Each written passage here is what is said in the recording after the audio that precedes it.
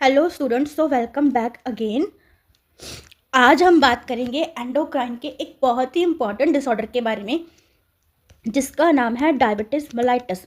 अब देखो यहाँ पे प्रॉब्लम क्या होगी, ग्लूकोज क्या है कि वो बॉडी में ज़्यादा हो रहा है।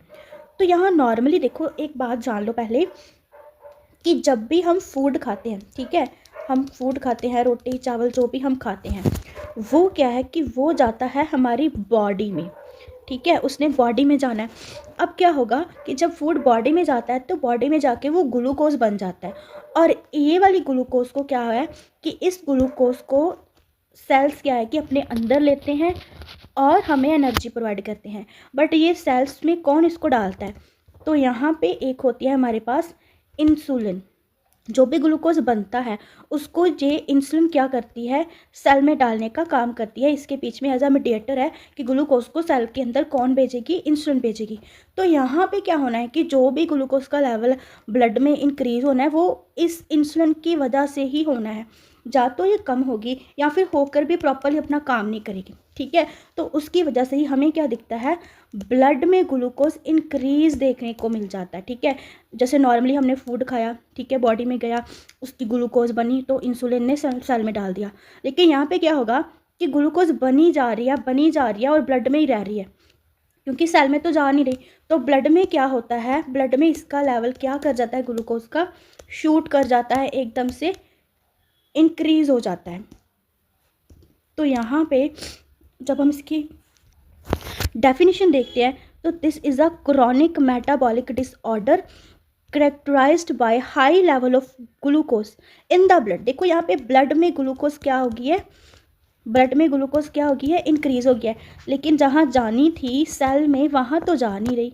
ठीक है, और ये क्यों हो रहा है, सी ड्यू टू, किसकी वजह से हो रहा है, डिफेक्ट कहाँ पे है, इंसुलिन सीक्रेशन में। जहाँ तो इंसुलिन क्या है कि वो जो हमारे जो बीटा सेल्स हैं पैनक्रेटिक के, वहाँ से क्या है कि जहाँ तो इंसुलिन की सिक्रीशंस नहीं हो रही, जहाँ फिर इंसुलिन के एक्शन में कोई प्रॉब्लम है कि वो अपना फंक्शन ही अच्छे से नहीं परफॉर्म कर रही, जहाँ दोनों चीज़ें प्रेजेंट है। ठीक है, और इसकी वजह से क्या हो रहा है, this result in impaired metabolism, empire हो चुका है हमारे कार्ब्स का, फैट्स का और प्रोटीन का। एंड इसकी वजह से क्या हमें देखने को मिला है, can lead to long term complication, जो कि आगे चल के हमारे हार्ट को, हमारी किडनीज को, हमारी आइज, नर्व और ब्लड वेसल्स को भी इफ़ेक्ट कर सकती हैं। तो ये यहाँ पे क्या है कि अगर ब्लड में ग्लूकोज ज़्यादा हो रहा है तो इसकी वजह से आगे चल के हमें बहुत सारी कॉम्प्लिकेशन देखने को मिल सकती हैं, जो है जिसमें कि ये सारी हमें इन सब ऑर्गन्स में हमें देखने को मिलेंगे इसके इफ़ेक्ट। आगे हम बात करते हैं। देखिए यहाँ पे हमने ना दो तरह की पढ़नी है डायबिटीज़ मेलाइटस, जो हमने टाइप्स की बात करनी है, दैट इज़ टाइप 1 और टाइप 2, जिसमें कॉज क्या है कि इनके डिफरेंट डिफरेंट रहेंगे। तो पहला अगर हम बात करें टाइप ए की, तो यहाँ पे क्या है कि जैसे नॉर्मली क्या है कि जो पैनक्रेट के बीटा सेल्स हैं वहाँ से क्या है कि इंसुलिन वो रिलीज़ करते हैं, सीक्रेट करते हैं। और टाइप 1 में यहाँ पे क्या होगा कि ये जो बीटा सेल्स हैं ये इंसुलिन को प्रोड्यूस ही नहीं कर रहे। ठीक है, टाइप 1 में क्या है कि इसको हम IDDM भी कहते हैं, जिसका मतलब है इंसुलिन डिपेंडेंट डायबिटीज़ मेलाइटस। जानी कि यहाँ पे क्या है कि पर्सन डिपेंड हो जाता है इंसुलिन पे, उसको बाहर से हमें इंसुलिन देनी पड़ेगी, क्योंकि उसकी बॉडी के अंदर क्या है कि इंसुलिन प्रोड्यूस ही नहीं हो रही। ठीक है, इसकी वजह से हो रहा है कि जो ऑटोम्यून डिस्ट्रक्शन हो चुकी है कि बीटा सेल की किसी ऑटोम्यून डिसीज़ की वजह से, जिसमें क्या है कि बॉडी ने अपने ही सेल्स को क्या कर देती है, अटैक कर देती है। तो यहाँ पे पैनक्रेटिक बीटा सेल्स की क्या है कि डिस्ट्रक्शन हो चुकी है, जिसकी वजह से बहुत ज़्यादा एब्सोल्यूट डेफिशिएंसी हो गई है हमारी इंसुलिन की। तो हमें क्या है कि बाहर से इंसुलिन चाहिए पेशेंट के सर्वाइव करने के लिए। हमें क्या है कि बाहर से एक्सोजीनस, मतलब बाहर से हमें उसको इंसुलिन देनी पड़ेगी। और जो टाइप 1 है वो 5 से 10% पेशेंट को ही अफेक्ट करती है। कॉमनली जो लोग 40 साल से कम के हैं उनमें हो सकती है कॉमनली, और बट ये भी है कि हाँ किसी भी एज में हो सकती है, लेकिन ज़्यादा हम इसको मान के चलते हैं कि कॉमनली जो 40 से नीचे वाले हैं उनमें होती है। तो यहाँ पे अगर हम इसके कॉज देखें तो एक तो हमारे पास आता है ऑटोम्यून। देखिए अब ऑटोम्यून में क्या हो रहा है कि जो ऑटोम्यून क्या है कि जो बॉडी है, बॉडी का जो अपना डिफेंस सिस्टम है वो कंफ्यूज हो जाता है। यहाँ पे क्या है कि बॉडी का जो अपना ही ऑटोम्यून सिस्टम है वो क्या हो चुका है, कंफ्यूज हो चुका है। वो अपनी ही बॉडी के सेल्स को क्या कर रहा है, डिस्ट्रॉय कर रहा है, ठीक है, अपनी ही बॉडी के सेल्स को क्या कर देता है, वो डिस्ट्रॉय कर देता है। तो यहाँ पे क्या होगा कि इम्यून सिस्टम मिस्टेकनली क्या कर देता है, जो बीटा सेल्स हैं उनको फॉरेन सेल समझ लेता है, उसको लगता है कि ये फॉरेन के बाहर के सेल्स हैं, और जो उन पे क्या कर देता है, टी सेल्स क्या करते हैं, इन पे आके अटैक कर देते हैं और इनको डिस्ट्रॉय कर देते हैं, जिसकी वजह से ये एबल नहीं रहता, इसकी कैपेबिलिटी नहीं रहती कि ये इंसुलिन को प्रोड्यूस करे, ठीक है। दूसरा अगर हम यहाँ पे देखें तो हमारे पास आता है जेनेटिक फैक्टर, ठीक है। तो जेनेटिक फैक्टर में जैसे जेनेटिक लिंक इन्होंने बताया कि जिस भी पर्सन के पास ये HLA-DR3 जीन्स और HLA-DR4 होता है, यहाँ पे एक और होता है HLA-DR4, जो ये वाले जीन्स जिन लोगों के पास होते हैं उनमें क्या है कि स्ट्रांगली ज़्यादा रिस्क रहता है ऑटोइम्यून रिएक्शन का, जो क्या है कि इम्यून सिस्टम को ज़्यादा मोर प्रोन बना देते हैं बीटा सेल पे अटैक करने के लिए। तो यहाँ पे क्या है कि जेनेटिक्स डायरेक्टली नहीं कॉज करता, बट ये कहीं ना कहीं इसकी जो है कि इसका रिस्क, इसकी सस्केप्टेबिलिटी होने की क्या है कि बढ़ा देता है। दूसरा हमारे पास आता है इन्वायरमेंटल फैक्टर। तो इन्वायरमेंटल में लाइक हम बात करें अगर, तो जैसे वायरस वगैरह होते हैं, ठीक है, कोई viral infection like such as mumps वगैरह, रूबीला वगैरह, तो ये वाले वायरस भी क्या करते हैं कि कहीं ना कहीं हमारे इम्यून सिस्टम को एक्टिवेट कर देते हैं, ठीक है। जब इम्यून सिस्टम को एक्टिवेट करेंगे ये वाले, तो कहीं ना कहीं क्या है कि इनकी जो मॉलिक्यूलर स्ट्रक्चर है उससे क्या है कि इनकी भी मॉलिक्यूलर स्ट्रक्चर बीटा सेल्स की तरह सेम होती है। जो वायरस वगैरह हैं उनकी जो स्ट्रक्चर होती है वो बिल्कुल सेम होती है जैसे वायरस वगैरह की मॉलिक्यूलर स्ट्रक्चर्स के जैसे। तो यहाँ पे इम्यून सिस्टम कंफ्यूज हो जाता है कि इन पे अटैक करने की बजाय वो क्या है कि फिर से बीटा सेल्स पे अटैक कर देगा, और जब बीटा सेल्स पे अटैक होगा तो डेफिनेटली वो डिस्ट्रॉय होंगे, और उसके बाद वो एबल नहीं रहते कि वो इंसुलिन को प्रोड्यूस कर पाए। तो मेनली यहाँ पे इंसुलिन ही रिलीज, टाइप 1 में क्या याद रखना है हमने मेन, कि इंसुलिन ही प्रोड्यूस नहीं हो रही, ठीक है, पर्सन में इंसुलिन ही प्रोड्यूस नहीं हो रही, यहाँ पे पर्सन डिपेंड हो जाता है इंसुलिन पे, उसको बाहर से इंसुलिन देनी ही पड़ती है। तो ये होती है हमारी टाइप 1, ये बच्चों में हमें ज़्यादा देखने को मिलती है। नेक्स्ट हम देखें, इसमें एक और आती है इंसुलिन, यहाँ पे क्या है कि नॉन इंसुलिन डिपेंडेंट। ये क्या है कि नॉन इंसुलिन डिपेंडेंट है, ये इंसुलिन पे डिपेंड नहीं रहती, क्योंकि यहाँ पे हमारे पास इंसुलिन है, बॉडी में क्या है कि इंसुलिन प्रेजेंट है हमारे पास, वी हैव इंसुलिन। बट यहाँ पे क्या है कि जो हमारी बॉडी के सेल्स हैं, ये सेल्स क्या है कि ये यहाँ पे ड्रामा कर रहे हैं, ठीक है, ये ड्रामा कर रहे हैं, ये क्या है कि कोई भी रिस्पॉन्ड नहीं कर रहे इंसुलिन को, ठीक है, रेजिस्ट कर रहे हैं, इंसुलिन को अपने अंदर एंटर ही नहीं होने दे रहे। ओवर टाइम क्या रहा है कि पैनक्रियास क्या है कि इंसुलिन प्रोड्यूस ही नहीं फिर कर पाता लेटर स्टेज में जाके, ठीक है, क्योंकि पहले ये इंसुलिन प्रोड्यूस करे जा रहा है, लेकिन सेल्स उनको रिस्पॉन्ड ही नहीं कर रहे। तो एक टाइम पे आके पैनक्रियास भी थक जाएगा, टायर्ड हो जाएगा, और फिर इनफ इंसुलिन को प्रोड्यूस नहीं कर पाएगा। बट यहाँ पे पहले हमारे पास इंसुलिन होती है, लेकिन ये सेल्स क्या है कि ये ड्रामा कर रहे हैं, ये उसको एक्सेप्ट नहीं कर रही। तो ये यहाँ पे हमें 90 to 95% केसेस में देखने को मिलती है। स्ट्रांगली ये एज, ओबेसिटी, इनएक्टिविटी और फैमिली हिस्ट्री से रिलेटेड होती है। इसमें लाइफस्टाइल जो है पर्सन का वो मायने रखता है कि वो कैसा लाइफस्टाइल है, ठीक है, उसके ओबीज होने की वजह से। तो सिंपली हम इसको अगर देखें तो यहाँ पे इंसुलिन तो क्या है कि जैसे सपोज ये सेल है, तो बाहर से इंसुलिन क्या है कि ये तो इसका जो डोर है वो नॉक कर रही है, लेकिन ये सेल क्या है कि अपना दरवाज़ा इन्होंने बंद किया हुआ है, ये खोल नहीं रहे, ठीक है। तो जो भी body cells, muscle, fat, liver है, ये रिस्पॉन्ड ही नहीं कर रहे। तो रिस्पॉन्ड नहीं करेंगे तो ग्लूकोज क्या है कि अंदर एंटर ही नहीं, अगर इंसुलिन को लिए रिस्पॉन्ड नहीं करेंगे तो ग्लूकोज अंदर एंटर ही नहीं होगी, तो ब्लड ग्लूकोज जो है वो ब्लड में ही इंक्रीज होती रहेगी, ठीक है ना। तो यहाँ पे क्या होता है कि जब ये कंडीशन सपोज हो रही है कि सेल उसको एक्सेप्ट ही नहीं कर रही, तो पैनक्रियास क्या सोचते हैं कि शायद मतलब वही कम प्रोड्यूस कर रहे हैं, तो पैनक्रियास बहुत ज़्यादा इंसुलिन क्या है कि मोर इंसुलिन को प्रोड्यूस करना स्टार्ट कर देते हैं, ज़्यादा से ज़्यादा मोर इंसुलिन प्रोड्यूस करते हैं। बट एक टाइम पे क्या होता है कि जो ये बीटा सेल्स होते हैं ना, ये भी थक जाते हैं ज़्यादा इंसुलिन को प्रोड्यूस करते करते, ये एग्जॉस्ट हो जाते हैं। तो उसके बाद क्या है कि ये भी इंसुलिन प्रोडक्शन क्या है कि धीरे धीरे फिर कम कर देते हैं, क्योंकि ये थक चुके हैं, इतनी सारी इन्होंने ज़्यादा इंसुलिन प्रोड्यूस करी, लेकिन सेल है कि टच से मस नहीं हो रहे, तो ये बेचारे भी थक जाते हैं, इंसुलिन प्रोडक्शन फिर डिक्रीज हो जाती है। लेटर सेकेंड टाइप 2 में लेटर ऑन क्या होता है कि फिर ये भी क्या है कि इनफ इंसुलिन को प्रोड्यूस नहीं कर पाते, और हमें क्या है कि रिलेटिव इंसुलिन डेफिशिएंसी देखने को मिलता है यहाँ पे, ठीक है। तो यहाँ पे हमें कुछ, एक तो इंसुलिन रेजिस्टेंस हो गया, इसका जो पहला कॉज है, ठीक है। दूसरा लाइफस्टाइल फैक्टर में देखिए ओबेसिटी होगी, फिजिकल इनएक्टिविटी है, कोई पर्सन बहुत ज़्यादा कैलोरी की डाइट ले रहा है, तो ये सब चीज़ें भी क्या है कि इंसुलिन रेजिस्टेंस को इंक्रीज़ करती हैं। फिर हमारे पास कुछ जेनेटिक आ गया, अगर फैमिली हिस्ट्री है डायबिटीज़ की, ठीक है, फैमिली हिस्ट्री डायबिटीज़ की हो, या फिर हिस्ट्री ऑफ उसको जेस्टेशनल डायबिटीज़ है, नॉन अल्कोहलिक फैटी लीवर की कंडीशन है, जेनेटिक में क्या है कि अगर उसका इंक्रीज रिस्क हो सकता है, बट लाइफस्टाइल क्या है कि कहीं ना कहीं वो डिसाइड करता है जहाँ पे कि अगर पर्सन का लाइफस्टाइल अच्छा नहीं है तो वो कहीं ना कहीं उसको बॉडी को अफेक्ट करता है, जिससे क्या है कि उसको लेटर ऑन चल के डायबिटीज़ हो सकती है, इंसुलिन रेजिस्टेंस हो सकती है उसके खाने पीने की गलत आदतों की वजह से, ठीक है। सो टाइप 2 में क्या है कि पर्सन का वेट गेन बहुत होता है। टाइप 1 में वेट गेन की कंडीशन हमें नहीं देखने को मिलती, लेकिन टाइप 2 में हमें वेट गेन देखने को मिलता है क्योंकि इंसुलिन जो है वो वर्क नहीं करती, ठीक है। नेक्स्ट हम देखेंगे इसके कुछ साइंस एंड सिम्टम के बारे में। यहाँ पे हमें जो साइंस एंड देखिए, डायबिटीज़ में ना एक 3P जरूर याद रखना। डायबिटिक्स के साइन हुए तो यहाँ पे पोलीयूरिया, पॉलीडिप्सिया और एक हमारा आता है पॉलीफिजिया। ये 3P तो आपको रट लेने हैं क्योंकि ये 3P तो हमें देखने को मिलते ही मिलते हैं जिस भी पर्सन को डायबिटीज़ मेलाइटस है, ठीक है। तो चलिए इनकी साइंस के बारे में थोड़ा डिटेल में देखते हैं क्या होता है। तो सबसे पहले हम अगर देखें तो यहाँ पे क्या है कि ब्लड ग्लूकोज बहुत ज़्यादा हो गया, ठीक है। देखिए ये हमारी बॉडी में क्या है, ये देखो कितना सारा ग्लूकोज हो गया ब्लड में। अब किडनियाँ क्या है कि वो बेचारी इतनी ज़्यादा ये ग्लूकोज को एक्सेस में तो वो नहीं कर पाएंगी, है ना, इतना ऑब्जर्व कहाँ करेंगे, क्योंकि किडनी का भी एक थ्रेश होल्ड रहता है कि वो इतनी ही ग्लूकोज को क्या है कि करता है, ठीक है, उसका भी एक थ्रेश होल्ड रहता है। बट जब ये अपनी लिमिट से ज़्यादा एक्सीड कर जाता है कि जो थ्रेश होल्ड था उससे भी ज़्यादा ग्लूकोज आ रही है, तो किडनियाँ क्या है कि इतना ज़्यादा वो ये ग्लूकोज ये इसको नहीं ऑब्जर्व कर पाएंगी, ठीक है। तो देखो अगर ये किडनीज क्या है कि ग्लूकोज को इसको ऑब्जर्व नहीं कर पा रही, ये यहाँ पे ही रहेगा, यहाँ पे स्टे करेगा और ये यहाँ पे रह के क्या करेगा, ओस्मोटिक मैकेनिज्म के द्वारा क्या करता है कि वाटर को पुल करता है, ठीक है।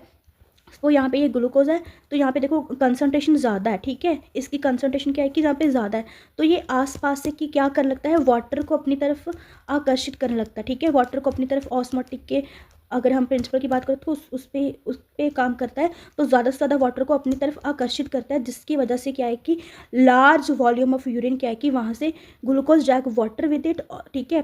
तो ज़्यादा लार्ज अमाउंट ऑफ यूरिन बनता है, इसलिए पर्सन को क्या है कि इसकी वजह से उसको पॉलीयूरिया रहता है, एक्सेसिव यूरिनेशन पर्सन को रहती है क्योंकि ब्लड यहाँ पे ग्लूकोज बहुत ज़्यादा है और वो अपनी तरफ ज़्यादा से ज़्यादा पानी को पुल करता है, जिससे पर्सन में पानी ज़्यादा आ रहा है और उसको वॉशरूम ज़्यादा लगा पड़ा है क्योंकि पानी ज़्यादा वो अपनी तरफ खींच रहा है। उसके बाद we have a polydipsia, person को प्यास लग रही है ज़्यादा।